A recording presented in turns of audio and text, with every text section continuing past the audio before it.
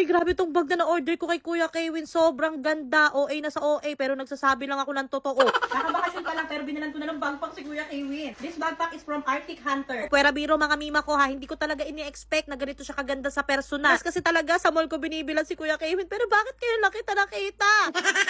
Pati yung dito niya, oh. Tingnan mo yung mga zipper, napakaganda ng quality, pati ang kapal niya. Hindi ko alam yung pinaka-exact na material na ginamit dito, pero unisex naman to at saka waterproof. Gandahan pa dito mga mima ko, 4 na yung compartment niya, so marami na rin kayong pwedeng ilagay. Laptop bag na rin siya, so kung may laptop nga kayo, tamang-tama dito. Kami na kayong notebooks na mailalagay, tapos ang dami pa niyang organizer. Ito ha, para sa akin, sa dami na naging bag ni Kuya Kevin, hindi na ako para magbanggit ng brand, pero masasabi ko, ito na ata yung pinaka-the best. Hindi lang to pang student ha, pwede din sa mga mister natin. Lalo na kung may mga laptop sila. Kasi ang ganda. Tapos yung ganito, oh. Pinaka nagustuhan ko pa dito, malambot yung pinaka-isusukbit nyo sa balikat. Kaysa magkaubusan pa, mga mi. Lagi ko sa mall binibilang si Kuya Kevin ng bag. Wait, papasukat natin sa kanya para makita nyo kapag suot.